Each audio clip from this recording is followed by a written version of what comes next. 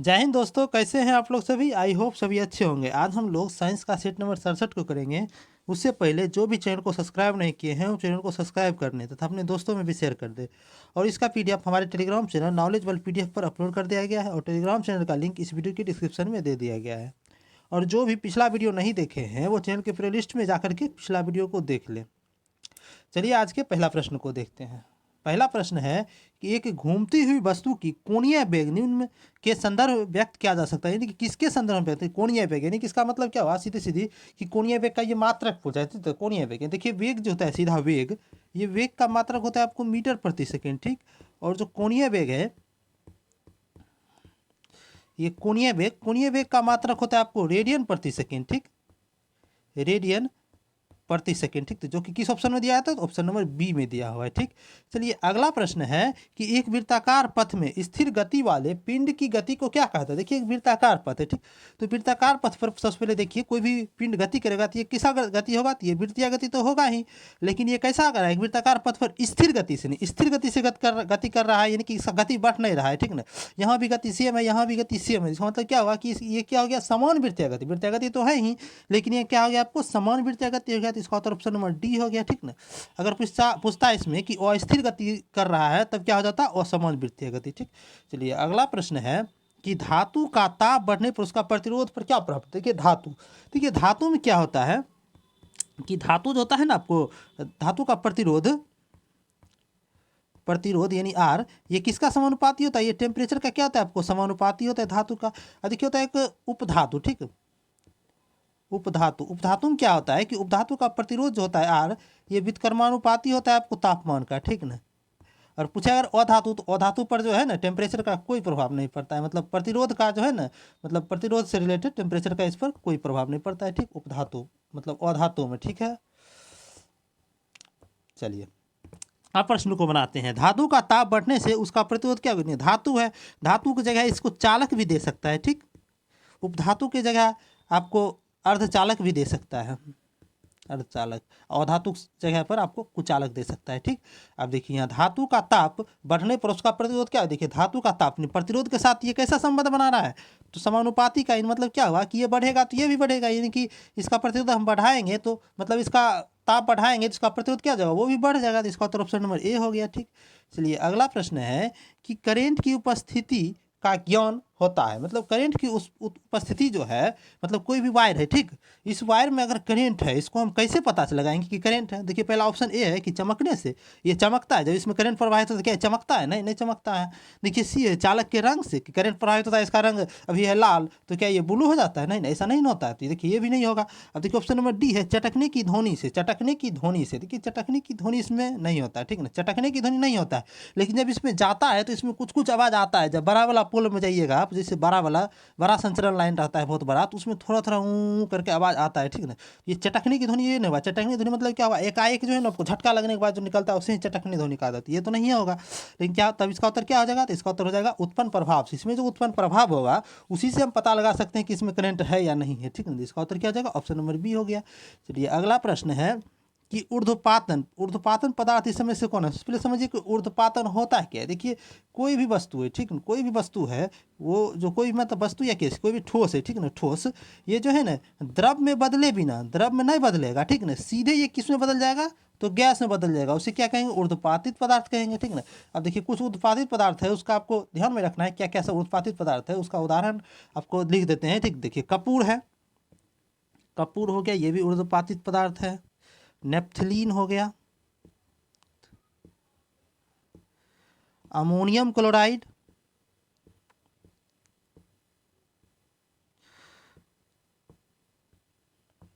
Ammonium chloride, ठीक। Ammonium chloride हो गया आपको। एंथ्रासीन हो गया, एंथ्रासीन। आयोडीन, आयोडीन सीधा I2 लिख देते हैं, आयोडीन। गंधक हो गया और ठोस कार्बन डाइऑक्साइड हो गया, ठीक। ये सब कैसा पदार्थ है, तो ऊर्ध्वपातित पदार्थ है, ठीक ना। ये सब कैसा ऊर्ध्वपातित पदार्थ। देखिए किस ऑप्शन में दिया हुआ है, देखिए ऑप्शन ए कपूर है, नेप्थलीन है, अमोनियम क्लोराइड, ये सारा क्या है ऊर्ध्वपातित पदार्थ ही है। तो इसका उत्तर क्या जाएगा, ऑप्शन नंबर डी हो जाएगा, उपयुक्त में से सभी। चलिए अगला प्रश्न है कि दाब बढ़ने से किसी द्रव का क्वथनांक पर क्या प्रभाव पड़ता है। देखिए दाब जब बढ़ेगा तो क्वथनांक क्या होगा, सीधे जो है इसका जो है ना क्वथनांक क्या होता है, द्रव का क्वथनांक सीधा समानुपाती होता है आपको ये दाब का, ठीक ना। यानी कि दाब बढ़ेगा तो क्वथनांक भी बढ़ेगा और दाब घटेगा तो क्वथनांक भी क्या होगा, घटेगा, ठीक ना। तो यहाँ क्या हुआ, दाब बढ़ाए हैं तो दाब बढ़ाएं तो क्वथनांक क्या जगह बढ़ जाएगा, जो कि ऑप्शन नंबर बी में दिया हुआ है, ठीक है। चलिए अगला प्रश्न है कि वाष्प की गुप्त उष्मा होती है, नहीं वाष्प की गुप्त उष्मा क्या होती है, वाष्प की जो गुप्त उष्मा होती है ये होती है आपको 540 कैलोरी प्रति ग्राम, ठीक ना, जो कि ऑप्शन नंबर सी में दिया हुआ है, ठीक। चलिए अगला प्रश्न है कि ध्वनि डैश का एक रूप है जो कि सुनने की अनुभूति पैदा करता है। देखिए ध्वनि, ध्वनि किसका उदाहरण है, ध्वनि जो एक प्रकार का क्या आपको यांत्रिक तरंग है, ठीक ना। ध्वनि क्या एक प्रकार का यांत्रिक तरंग है, यानी कि ये यांत्रिक ऊर्जा भी हो सकता है, ठीक ना। यानी क्या हुआ है, ध्वनि डैश का एक रूप, यांत्रिक ऊर्जा का ही एक रूप है ध्वनि, जो कि हमें अनुभूति पैदा करती है, ठीक ना। कंपन ऊर्जा, देखिए कंपन ऊर्जा में कन्फ्यूजन होगा, लेकिन जो है ना कंपन जो ऊर्जा होता है नहीं, ठीक ना। ध्वनि उत्पन्न होता है किसी भी चीज़ के कंपन के कारण, ठीक है ना, कंपन के कारण, ना कि कंपन ऊर्जा के कारण, ठीक ना। तो इसी कारण से इसका उत्तर क्या हो जाएगा, ऑप्शन नंबर बी हो जाएगा, यांत्रिक ऊर्जा, ठीक। चलिए अगला प्रश्न है कि संधारित्र कार्य करता है। देखिए संधारित्र यानी कैपेसिटर जो होता है, ये कैपेसिटर जो है ये कार्य करता है एसी और डीसी दोनों पर कार्य करता है, ठीक है। इसका उत्तर क्या हो जाएगा, ऑप्शन नंबर सी हो गया। चलिए अगला प्रश्न है कि 3 वलय विलयन है, ठीक है, एक है विलयन एक्स, एक है वाई और जेड है। इसका पीएच क्रमशः 2, 11 और 7 है। तो उसमें हाइड्रोजन आयन की सांद्रता को अवरोही क्रम मतलब क्या हुआ कि घटते क्रम में लिखे, ठीक ना। तो अब देखते हैं क्या है। देखिए एक तत्व है आपको एक्स, एक तत्व है वाई, एक तत्व है जेड, ठीक। इसका पीएच हमको दे दिया है सभी का, ठीक। देखिए पीएच कितना दिया है, देखिए एक्स, एक्स का पीएच दिया है 2, वाई का पीएच दिया है हमको 11, जेड का पीएच हमको दे दिया है 7, ठीक ना। आप देखिए इसमें H प्लस आयन की सांद्रता देखते हैं क्या हो जाएगा। देखिए H प्लस आयन की सांद्रता, ठीक। देखिए यहाँ 2 है तो ये कितना हो जाएगा, 10⁻⁻2 हो जाएगा। 11 है तो 10⁻⁻11 हो जाएगा, और 7 है तो 10⁻⁻7 हो जाएगा, ठीक ना। यह हो गया आपको हाइड्रोजन आयन की सांद्रता, ठीक ना। इसको आप करा अवरोही क्रम, अवरोही क्रम मतलब घटते क्रम, सबसे बड़ा कौन है इस सब में से, 10⁻2 है, तो यानी एक्स, एक्स हो गया सबसे बड़ा।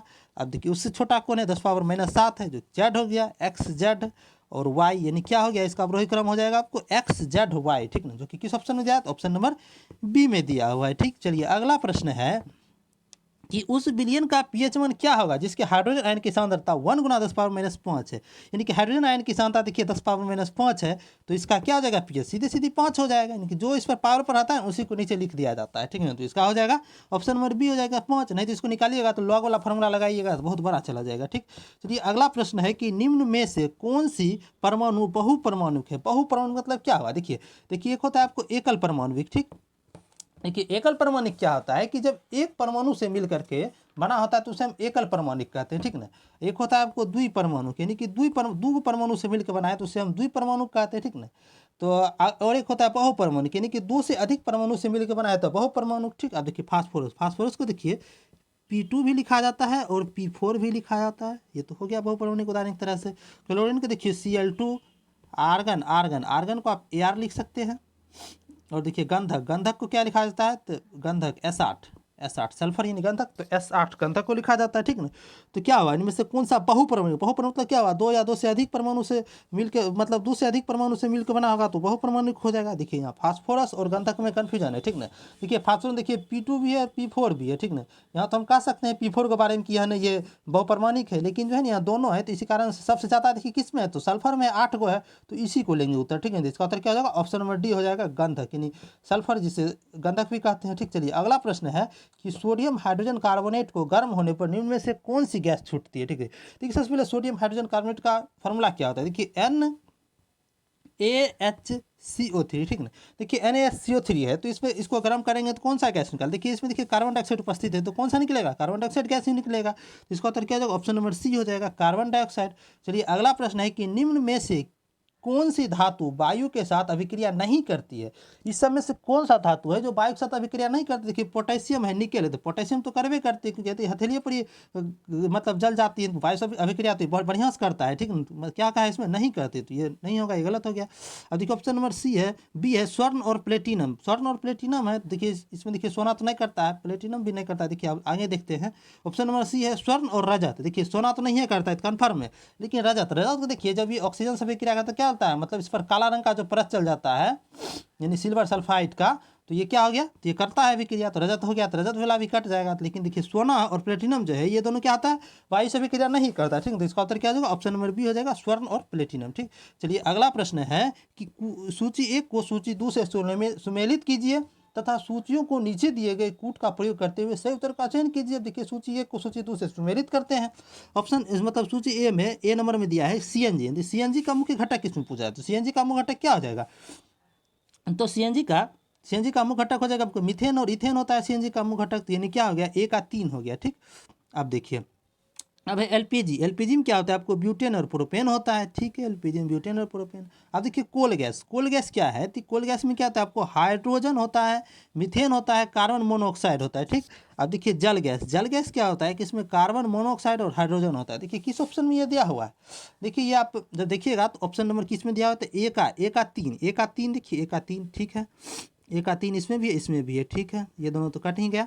अब देखिए एलपीजी 2 का 2, हाँ 2 का 2 इसमें भी, 2 का 2 इसमें भी।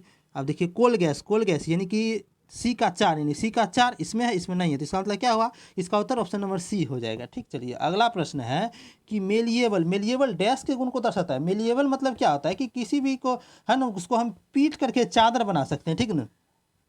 पीट कर चादर बनाने की गुण को क्या कहते हैं, मेलिएबल कहते हैं, ठीक ना। तो पीट के चादर किसको बनाया जाता है, धातु को बनाया जाता है, तो इसका उत्तर क्या जाएगा, ऑप्शन नंबर बी हो जाएगा। ये गुण जो है धातु में पाया जाता है, ठीक। देखिए अगला प्रश्न है कि निम्नलिखित का सही मिलान करें, तो सही मिलान है तो मिलान करते हैं।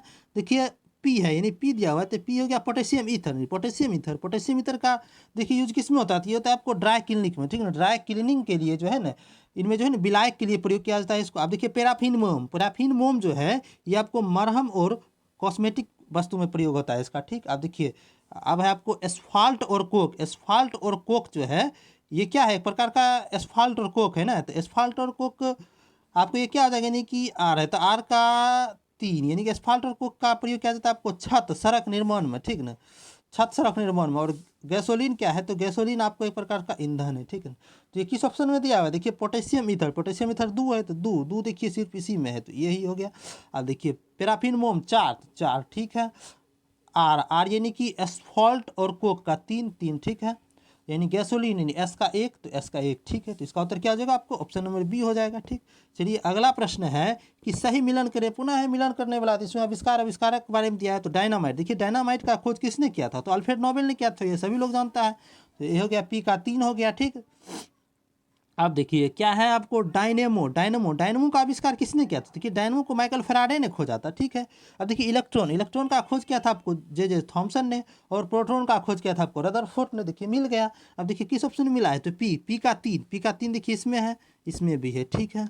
अब डायनेमो नहीं माइकल फैराडे ने क्यू का 2 इसमें है, इसमें भी है, ठीक है। अब देखिए इलेक्ट्रॉन का खोज करता है जैसे थॉमसन है, आर का 4, यहाँ ये तो कट गया। अब देखिए आर का 1 हो गया। अब देखिए एस भी देख लेते, ऐसे नहीं प्रोटॉन का रदरफोर्ड, तो 4 हो गया। इसका उत्तर क्या होगा आपका, ऑप्शन नंबर सी हो गया, ठीक। चलिए अगला प्रश्न है कि सूची 1 को सूची 2 में सुमेलित कीजिए तथा सूचियों को नीचे दिए गए कूट का प्रयोग करते हुए सही उत्तर का चयन कीजिए। अब देखते हैं फ्रेन है, जो फ्रेन का यूज कहाँ पर होता है, तो प्रतिशीतक यानी कि रेफ्रिजरेटर में इसका प्रयोग होता है। यानी ए का हो गया 2, देखिए ए का 2 किस में है, एक आधु मात्र देखिए ऑप्शन नंबर डी, इसको डी कर लीजिए, बी नहीं तो डी में एक में ही है, तो इसका उत्तर यही हो जाएगा। तो सबको मिला लेते हैं। देखिए बी का एक, तो बी का एक टेट्रा एथिलेट का प्रयोग होता है आपको एंटी नॉकिंग यानी कि अस्फोटक कारक में, ठीक ना, एंटी नॉकिंग में होता है। अब है बेंजीन हेक्साक्लोराइड, तो बेंजीन हेक्साक्लोराइड किसका, तो बेंजीन हेक्साक्लोराइड का प्रयोग होता है आपको कीटनाशक में। अब है कार्बन टेट्राक्लोराइड का प्रयोग होता है अग्निशामक में, तो इसका उत्तर क्या हो जाएगा, ऑप्शन नंबर डी हो गया। चलिए अगला प्रश्न है कि निम्न में से कौन सा युग्म सुमेलित नहीं है, इसमें से कौन सा सुमेलित नहीं, देखिए ऑप्शन ए है कि पोटेशियम क्लोरेट जो है इसका प्रयोग माचिस में होता है, नहीं, माचिस में जो होता है आपको फास्फोरस का प्रयोग होता है, ठीक है ना। पोटेशियम क्लोरेट का नहीं होता, ठीक है। यही तो गलत है, सुमेलित नहीं, ऐसे हम यही हमसे पूछा तो इसका उत्तर यही हो जाएगा। अब जो सुमेलित है इसको देख लेते हैं हम। मैंगनीज डाइऑक्साइड, मैंगनीज डाइऑक्साइड का प्रयोग होता है शुष्क सेल में होता है, तो शुष्क सेल में ठीक है। मैंगनीज डाइऑक्साइड क्या आती है आपको, विध्रुवक का कार्य करता है, ठीक ना, विध्रुवक का कार्य करता है। अब देखिए हाइड्रोक्लोरिक एसिड, हाइड्रोक्लोरिक एसिड संचायक बैटरी में सही है। अब द्रव अमोनिया परमाणु बल में, ठीक है, ये भी सही है, ठीक ना। तो इसका उत्तर क्या हो गया, ऑप्शन नंबर ए हो गया, पोटेशियम क्लोरेट माचिस। ये क्या है, गलत मिला है, ठीक है। तो माचिस में किसका प्रयोग होता है, फास्फोरस का होता है। चलिए आज का अंतिम प्रश्न था। जो भी चैनल पर नए हैं वो चैनल को सब्सक्राइब कर लें तथा अपने दोस्तों में भी शेयर कर दें। और इसका पीडीएफ हमारे टेलीग्राम चैनल नॉलेजेबल पीडीएफ पर अपलोड कर दिया गया है, और टेलीग्राम चैनल का लिंक इस वीडियो के डिस्क्रिप्शन में दे दिया गया है। और जो भी पिछला वीडियो नहीं देखे हैं, चैनल के प्लेलिस्ट में जाकर के पिछला वीडियो को देख लें। और चलिए वीडियो में अंत तक बने रहने के लिए धन्यवाद। मिलते हैं अगले वीडियो में।